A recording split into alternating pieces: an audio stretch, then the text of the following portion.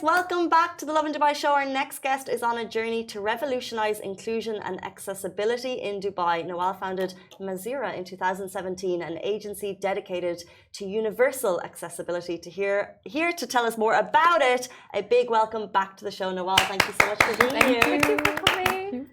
So, tell us first of all, where did the name Mazira come from?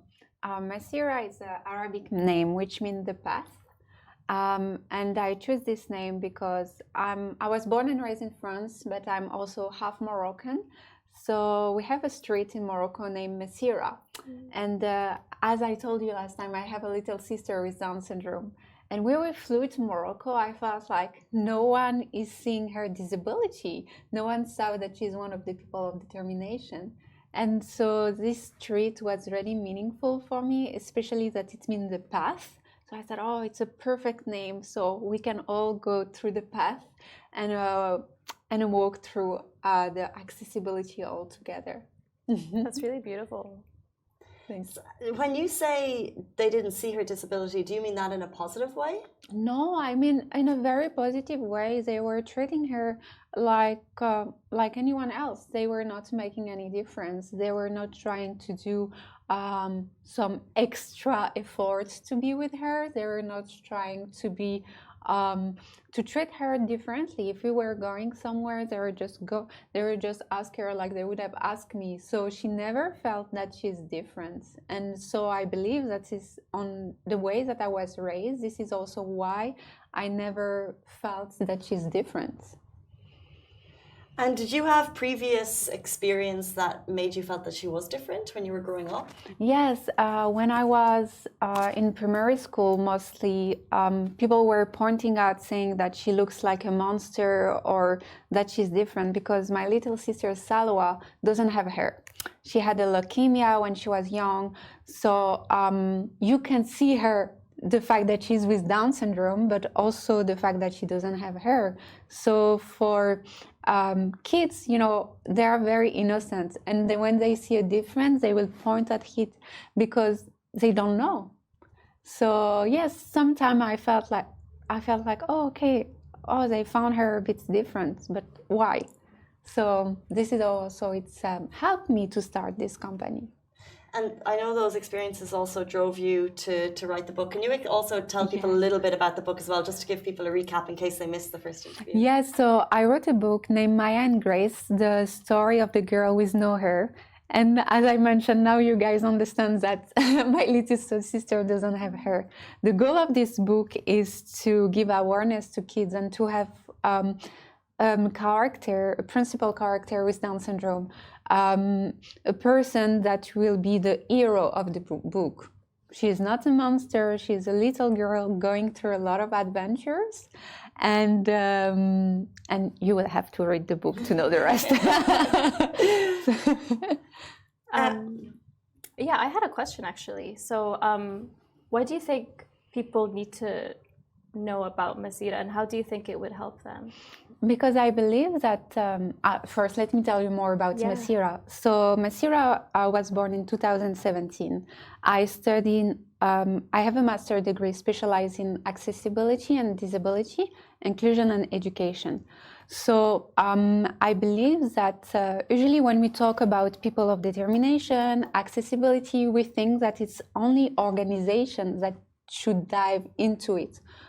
However, I believe that corporate, governmental sector, educational sector, higher education should also dive into accessibility and understand that we are not only talking about a simple ramp or a simple access for people with mobility impairments.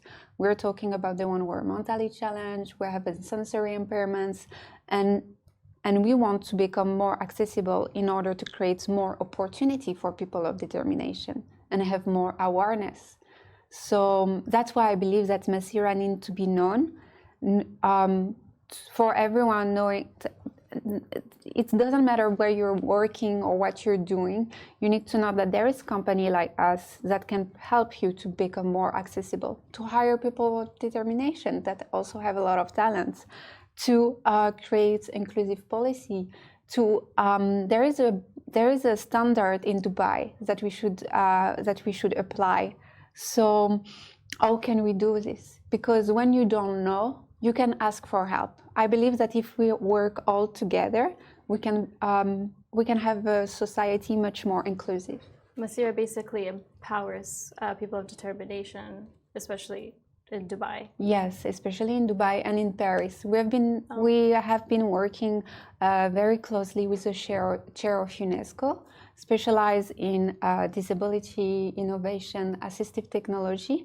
And so with them, we create new innovation, and we try to have many partnerships with big corporates, with universities, in order to make change.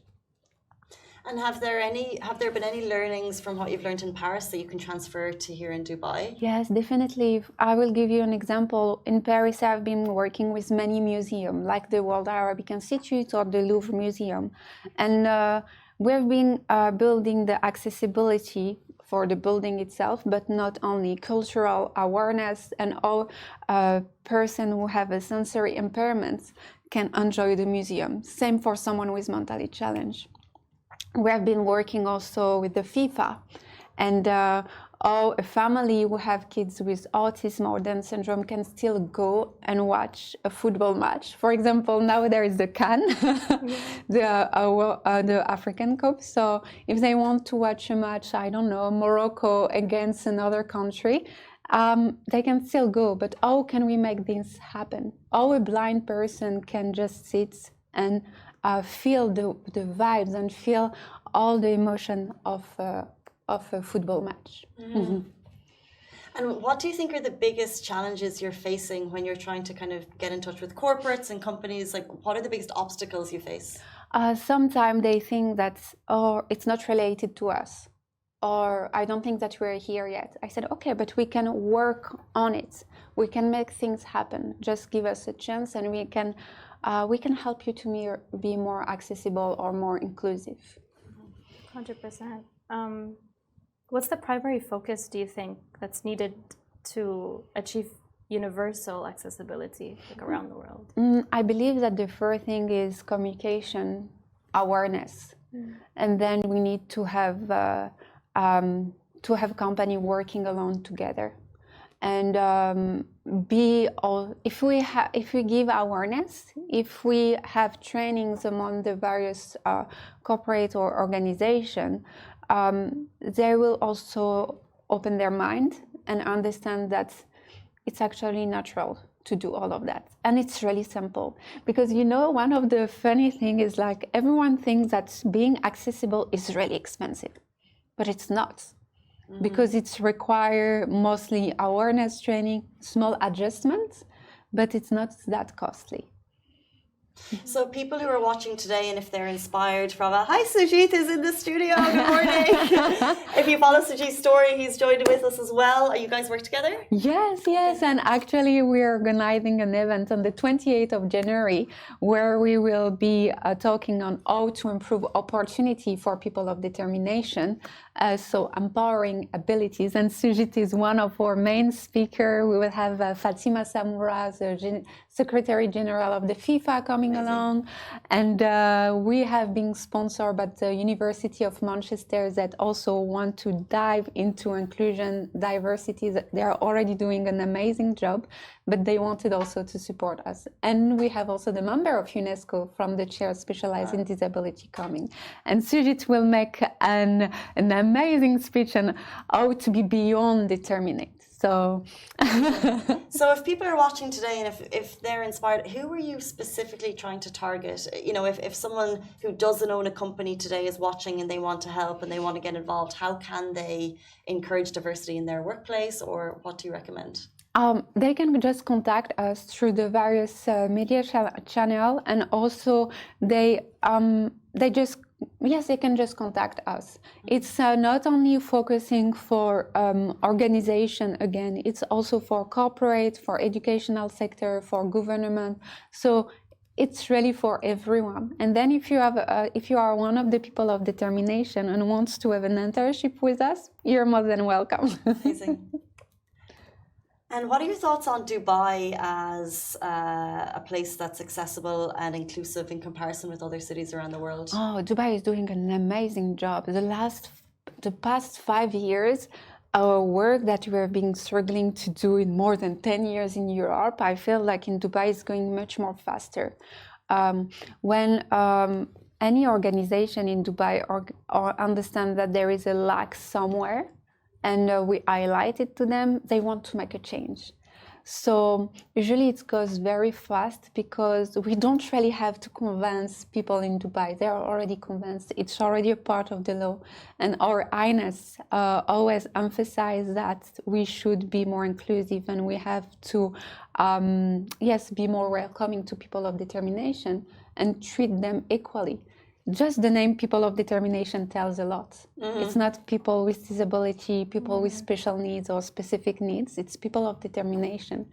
So I had a friend on wheelchair coming here. His name is Nerez, and he told me, "I love Dubai. They call me People of Determination. It's make me so powerful." And I feel like, yes, I'm determined. I have a lot of determination. That's amazing to hear. I'm actually someone who really sympathizes and completely understands the importance of accessibility. I actually have a sister who's also wheelchair bound, so I completely understand your move and what you're doing. And it's very, very true that Dubai really does try to promote or empower people of determination, yes, especially giving them the name. It completely makes sense to me. But I did want to ask, how is Masira working to promote inclusive practices? So mostly we try to promote it through the various training sessions that we are doing in various sectors, but not only. In our communication, we make sure that when we talk about accessibility, it's already something that we do in our own company. If we say that I don't know, Lovin Dubai should hire someone, one of the people of determination to work with you, we want to be sure that we already do it. And in order to give you the keys to be able to do it, we just, it's not only about, oh, they should do it, we should be more inclusive. We should also look at ourselves and think if us internally we are doing it. Off the top of your head, can you tell us how Masira has already helped make a difference, or big milestones or success stories? Oh yes, it was. I told you earlier off the set that I organized in 2017 a fashion show. Yeah. So this fashion show was for the Fashion Week, Asian European Fashion Week. So we flew to Sri Lanka to realize this fashion show. And on the top of my head, I had the idea that I want people of determination to be a part of this fashion show, and also my little sister. What I did, I was a student at that time, so I was working a lot. I decided to contact on Instagram all the models on wheelchairs that I could find, or not even model because they were not professional. And I sent them a DM saying, "Hi, hello, I'm organizing a fashion show in Sri Lanka. Do you want to join?" They were like, "Okay, no worries. I pay for everything. Flight ticket, hotel. You can bring your caregiver. It's not a problem." Wow. Some of them jump into it and say yes. So there were people of determination from Finland, from Ukraine, from South Africa, Angola, US, France, and Italy. We all flew and met in Sri Lanka. So I had to organize all the accessibility pass also for them, knowing that Sri Lanka is not the best accessible country in the world. However, we did this fashion show with haute couture designer from France, from US, from Singapore. And who came to my fashion show? The First Lady. Usually when if the First Lady passed, she will find 5 minutes. She stayed the entire show. And then she looked at me and she said, "You did an amazing job."